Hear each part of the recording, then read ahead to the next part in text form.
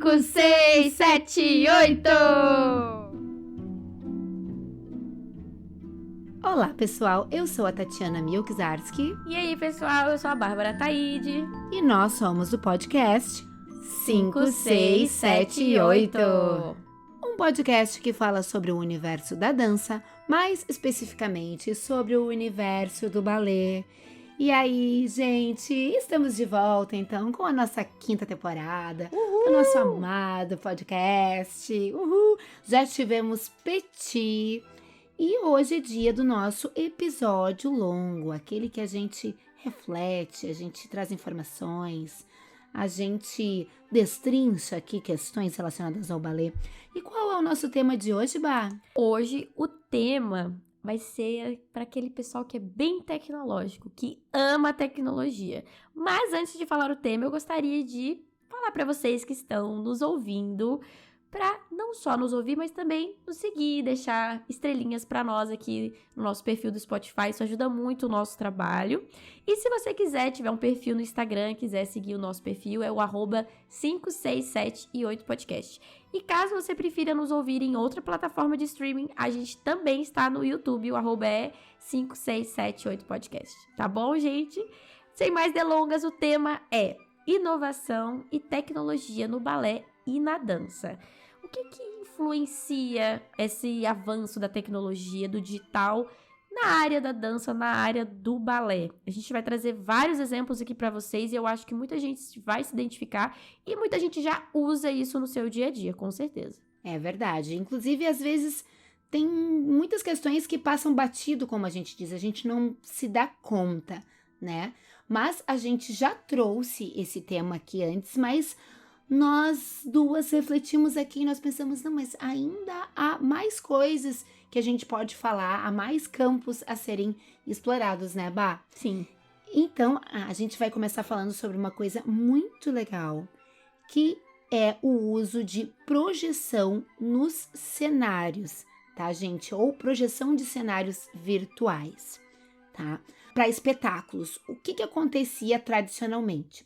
Os espetáculos de balé, eles eram encenados, então, com um painel gigantesco ao fundo do palco no teatro, todo pintado.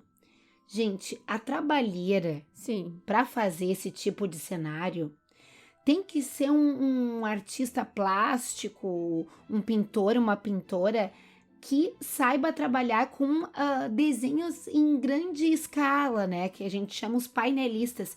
E assim, não é uma coisa tão simples de fazer.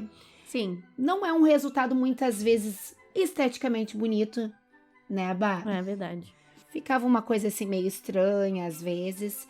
E com a projeção de cenários, que pode ser feita com um projetor mesmo numa parede branca, ou pode ser feito com telões de LED, a infinidade de temas que podem ser apresentados, a velocidade, Sim, né, da troca de cenários e até mesmo, óbvio, é uma tecnologia, se for a projeção com LED, né, tem seu valor, é caro, mas não se produz a questão de ter aquele cenário, rolos e rolos de tecido que nunca mais eram utilizados. Sim, né, Bá? Sim, e esse era o problema, porque, por exemplo, se você ia fazer mais de um ato, você tinha que pintar mais de um cenário, né?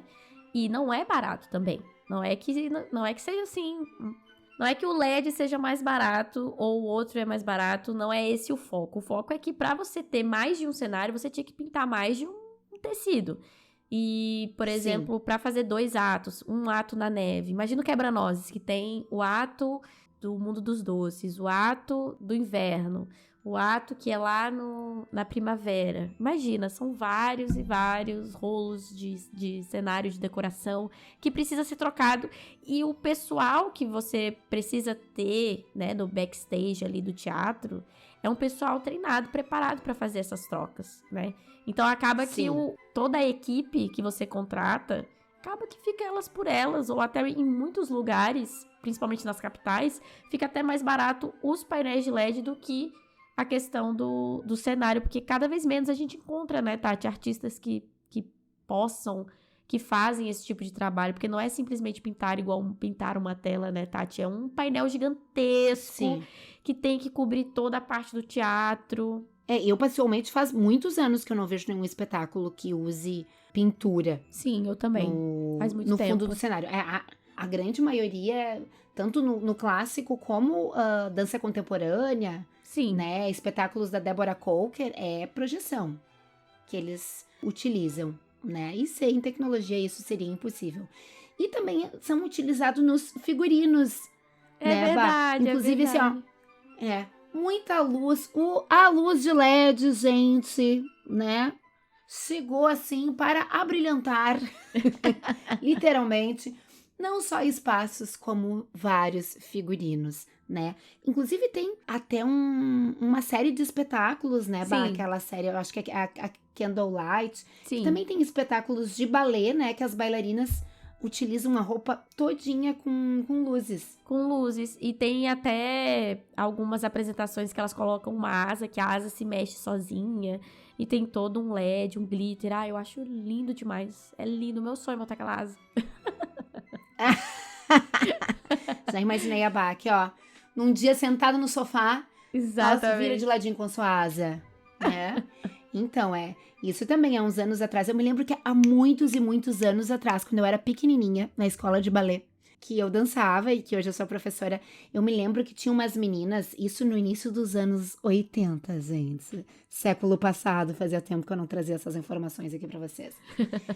As meninas tinham luzinhas de árvore de Natal na sua saia. Ai, que lindo. Só que para as luzinhas estarem acesas, tinha que ter uma caixinha com pilhas, gente.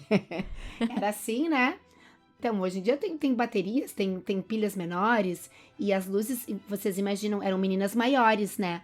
Porque as luzinhas de Natal, inclusive, elas eram todas pontudinhas, assim, podia até machucar. Não é como um LED, que é uma microluz, parece um vagalume, né? Sim, Umas sim. luzinhas de fada.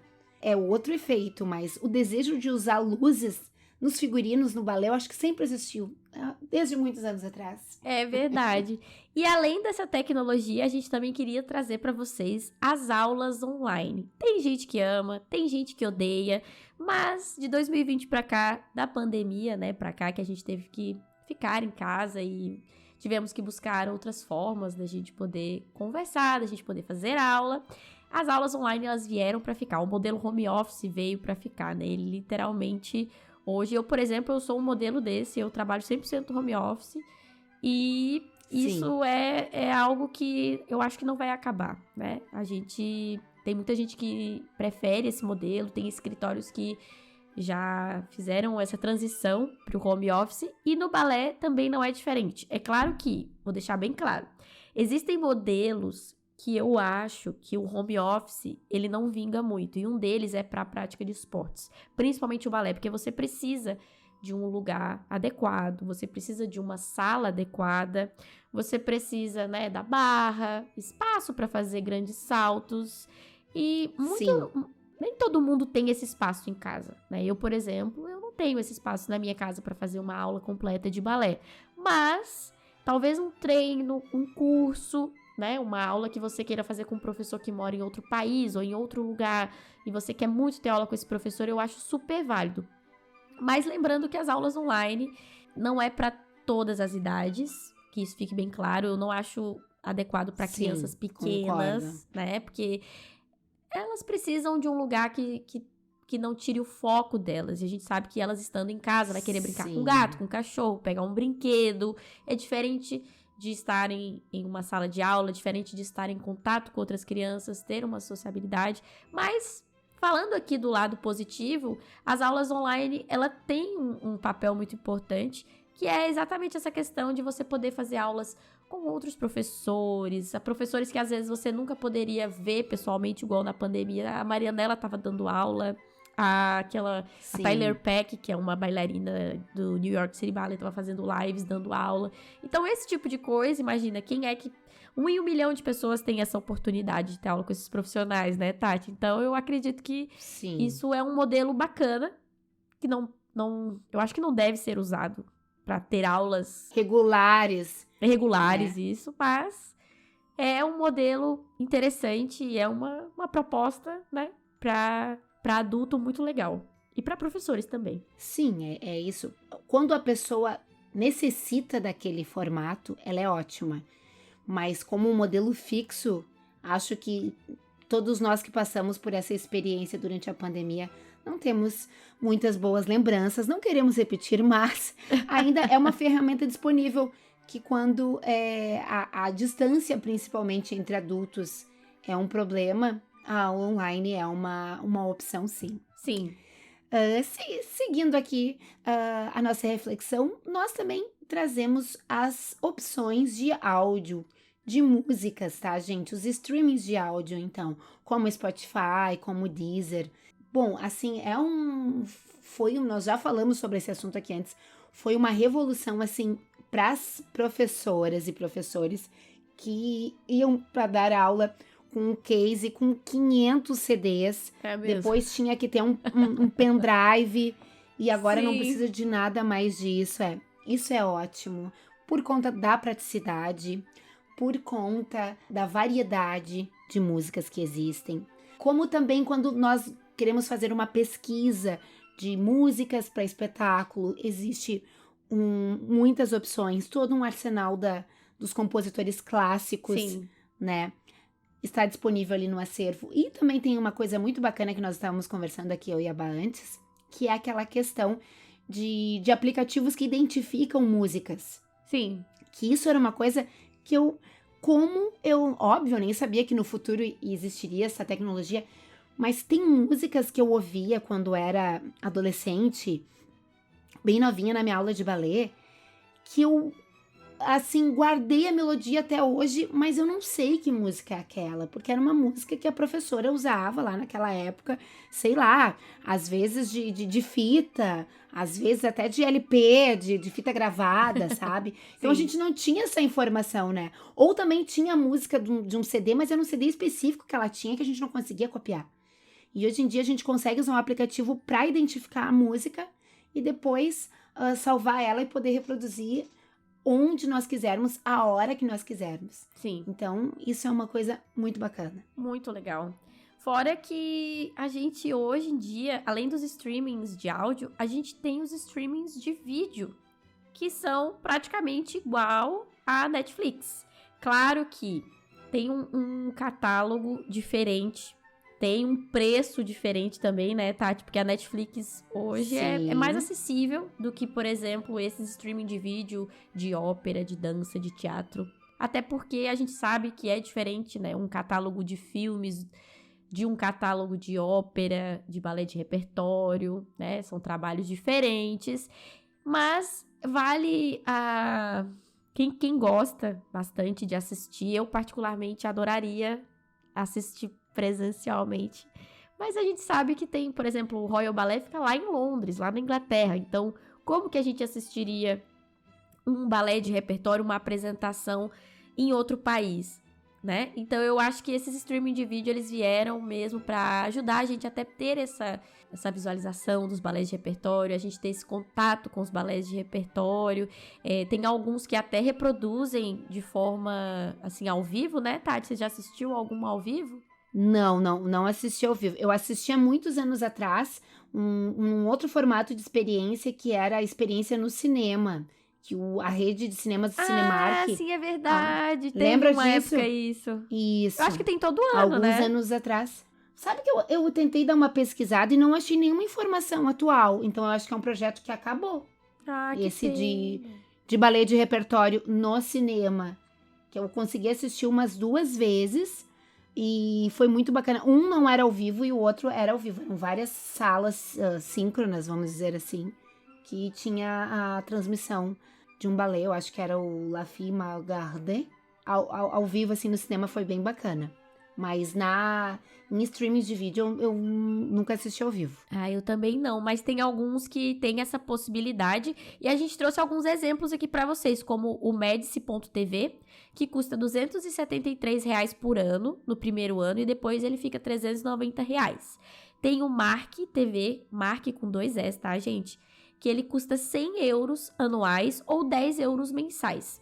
tem o Play.Ópera de Paris, que é 100 euros anuais ou 10 euros mensais, que eu acredito que seja da Ópera de Paris, do balé da Ópera de Paris, da ópera em si. Tem o Stingray.Clássica, que também é o mesmo valor. E o Royal Ballet e Opera Stream, que é do Royal Ballet, que é 100 euros anuais ou 10 euros mensais. Esse eu já até pensei uma época em me inscrever, porque teve uma promoção para membros que estava valendo uma libra o primeiro mês. Aí eu vou inscrever e depois eu cancelo. Porque depois ele ia parece que era 15 libras, um negócio assim. Só que daí não pode. Quando você inscreve, por exemplo, para essa promoção, eu acho que eu tinha que colocar o ano inteiro. Aí eu, não. Quando eu puder... Deixa assim. Sim, e lembrando, né, gente, a coisa do streaming, além de ter a obra completa em alta qualidade... Sim. Ela tem uma qualidade muito superior à forma com que a gente consegue assistir toda cortadinha aos balés e ainda alguns trechos, na grande maioria das vezes, no YouTube. Sim. Né? Então, ela é uma experiência, o streaming de vídeo de balé das óperas, ele é uma experiência diferente, então, de assistir no YouTube. Tá, gente? Mas, como vocês puderam ouvir pela Bá, é um preço salgado. Né? Exatamente, ali é um investimentozinho que a pessoa faz, né, gente? Afinal, 100 euros anuais, mas acredito que para quem curte muito, para quem gosta de assistir balé e dança e ópera e música dessa forma, acho que vale a pena o investimento, sim. Sim, até porque tem repertórios, gente, que você não acha no YouTube, você não acha em lugar nenhum para assistir ou para baixar, principalmente os repertórios mais contemporâneos. Eu, por exemplo, adoro os do Sir Frederick Ashton, acho que é Ashton. Isso. Que fala. Isso. E tem, claro, você acha cortes, pedaços ali que o Royal Ballet no YouTube coloca, mas você não consegue ver a obra completa. Por exemplo, tem o balé que tem toda a música inspirada... A música é do Chopin e o balé foi inspirado nas músicas do Chopin. Eu acho que é do Robbins, mas eu não tenho certeza. Eu acho lindo, eu só vi pedaços, mas eu tenho muita vontade de assistir ele completo. E eu acredito que ele completo só tenha no stream. Então, por exemplo, pra nós, amantes da dança, assinar por um ano, assim, pra assistir, né? Acho que vale muito a pena. É verdade. E seguindo aqui, então, no nosso roll de coisas tecnológicas, nós vamos falar um pouquinho também sobre os games de dança, como Just Dance, né? Pode parecer que foi uma moda que veio há uns anos atrás e que acabou, esmoreceu, mas não é bem assim, tá, gente? Eu conheço bastante gente que gosta de dançar Just Dance, tá? Que pra quem não sabe o que é, então ele é um jogo de videogame no qual a gente pode competir em duplas ou no computador, vamos dizer assim, para ver se a gente está dançando de forma correta ou não os movimentos, com músicas pop da atualidade. Então, tem coreografias, tem bailarinos que são filmados fazendo os movimentos e a gente tem que fazer igual, né? Eu, há uns anos atrás, tinha o Xbox com o Kinect, que tinha um sensor que lia o movimento de todo o corpo da gente. Mas eu sei que hoje em dia as pessoas jogam mais com o aplicativo do celular. Então, o movimento que é mais lido, e isso pra mim tem muita influência do TikTok, no qual as dancinhas são feitas com a parte superior do corpo e muito mais braço e mão do que qualquer outra coisa. A leitura do movimento é feita com o celular na mão. Então, é um pouco diferente. Mas Just Dance, gente, inclusive tem assim, campeonatos internacionais, que já foi até televisionado, que eu já vi até no Multishow. Então, gente, assim, arraso. começa como um joguinho, mas alcança uma legião de pessoas e de fãs e de dançarinos, e a gente tem que reconhecer que sim, é uma ferramenta que faz as pessoas dançarem e traz mais pessoas pra dança. Não é pro balé, mas é pra dança, né? Exatamente. E além dos jogos, tem também as coreografias digitais, que através da captura de movimento, por exemplo, é possível registrar com precisão os movimentos dos dançarinos em tempo real, e transformá-los em imagens digitais que podem ser manipuladas e projetadas em grande escala. E esse recurso ele é muito utilizado na dança contemporânea. Eu nunca utilizei a coreografia digital, mas eu acho que ela deve ser uma mão na roda, como se diz aqui, né? Ela deve ser uma ferramenta muito útil para quem trabalha nessa área da dança contemporânea. Mas eu não sei se é um aplicativo, Tati, você que pesquisou mais sobre isso. Sim, eu vi que, enfim, não é uma coisa estática, tá? Várias coisas podem ser coreografias digitais, mas eu já assisti espetáculos de dança contemporânea e já vi vários vídeos também, com exemplos que eu vou citar aqui. Por exemplo, sensores são colocados no corpo dos bailarinos e enquanto eles improvisam no palco, é projetado no fundo movimentos, luzes que acendem com o mesmo desenho no espaço que correspondem ao movimento. Por exemplo, tem um sensor que está na testa do bailarino, então vai se iluminando ali. Às Sim. vezes, as partes do palco em que os bailarinos pisam podem ser iluminadas através desses sensores. Então, geralmente, é quando tem uma colaboração, então, de um meio digital com bailarinos. E, geralmente, isso é algo criado ao vivo. Né? Que legal. Então, é um programa de computador que faz com que o espetáculo seja único, né? Porque, ok, tem espetáculos que são ensaiados, mas tem muitos espetáculos que trabalham com improvisação, então o espetáculo vai ser diferente, é isso. Então, tem uso da tecnologia dentro do movimento humano. E vale lembrar que esses sensores também, eles são utilizados naqueles filmes, principalmente eu acho que os pioneiros dessa tecnologia, acredito eu, tá, gente? Posso estar falando besteira, mas eu acho que o pioneiro era aqueles filmes da Barbie, que tinha a Barbie Quebra-Nozes, a Barbie Lago dos Cisnes. Eles utilizaram bailarinas de verdade com sensores que dançaram aquelas coreografias e depois eles fizeram a projeção para o filme num computador, num aplicativo que daí fazia a animação. Eu acho que a Barbie 12 Princesas Bailarinas também utilizou a mesma técnica de captar, né, pessoas. O filme do Hércules também foi feito dessa forma, com uma pessoa de verdade fazendo os movimentos de luta contra os monstros. Então eles captavam os movimentos para que a animação ficasse de forma bem realística mesmo. Então eu acho que não deve ser o mesmo sensor, mas eu acho que é a mesma ideia, né, Tati? Sim, isso é. Só que essa ideia dos filmes, ela é colocada em prática para o espetáculo. E aí tem uma variação ao vivo. Que legal. Vamos dizer assim. É bem bacana. E tem vários vídeos também no YouTube.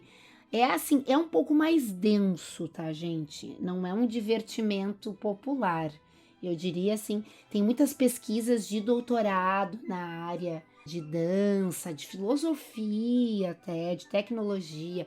É uma coisa assim mais, como se diz assim, a cabeçuda, diferentona, tá, gente?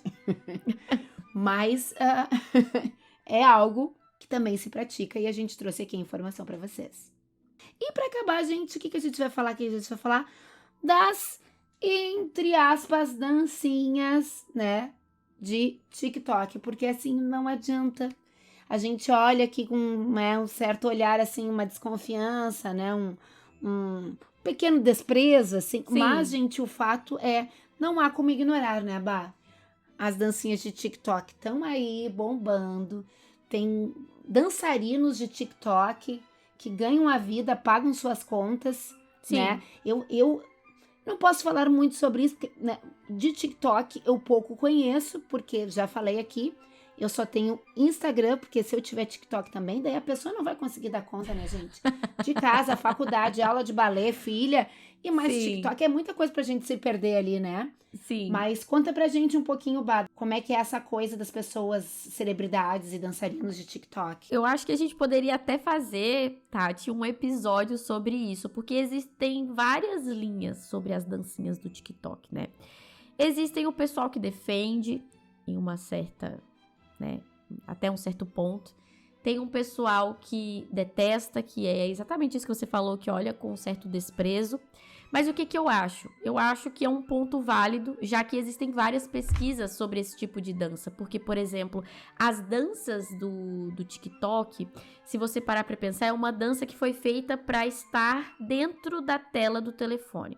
Então, é uma dança que ela é um pouco mais estática e ela vem evoluindo ao longo do tempo. Eu percebo que tem pessoas que estão realmente se aprimorando em ser coreógrafos de danças para esse formato mobile, que é a versão celular.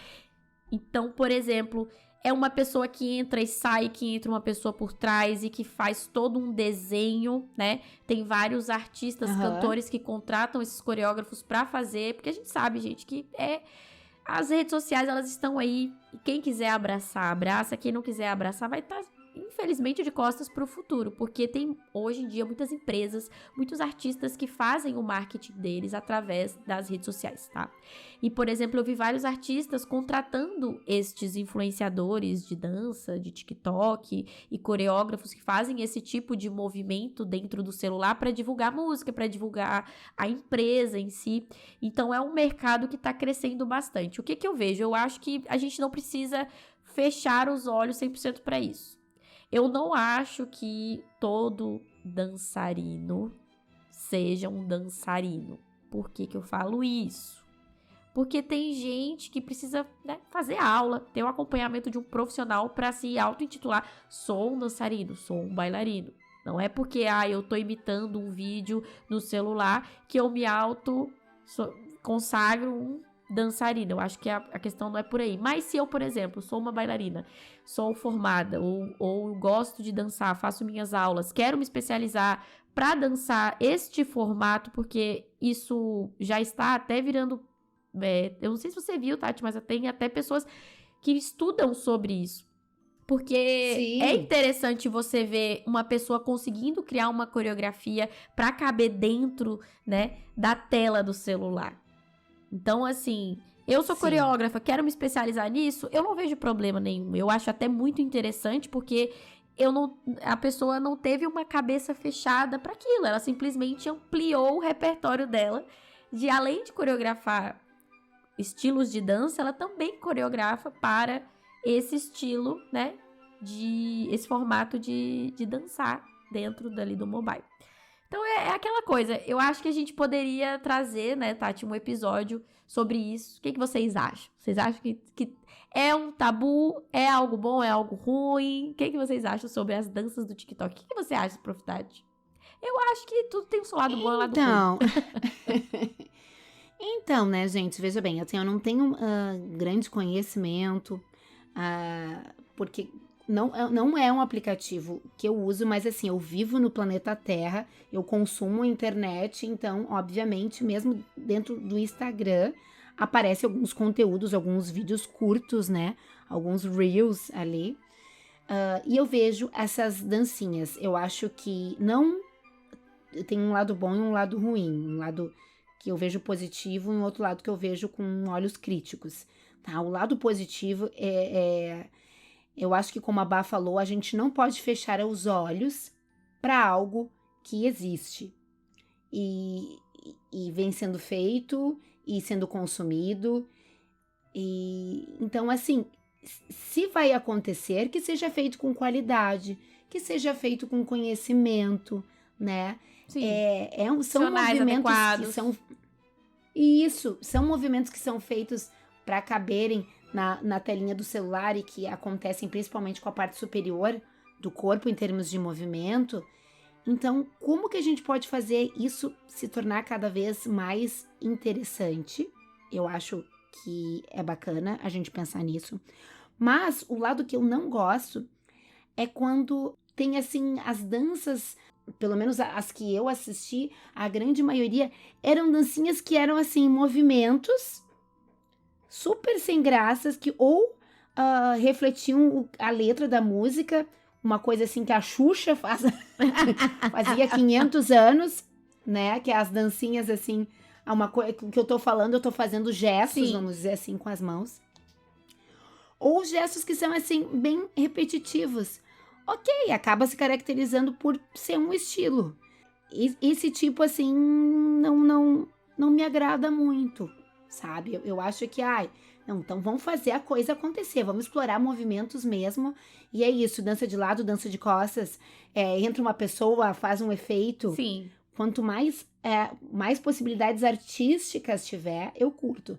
Mas quando é só a dancinha ali, aí o inha eu acho que se aplica bem, entendeu? Quando é uma dancinha, daí Sim. Pra mim não tem muito valor. É um divertimento, né? Não dá pra dizer que aquela pessoa é dançarino, como a Bá falou. É verdade.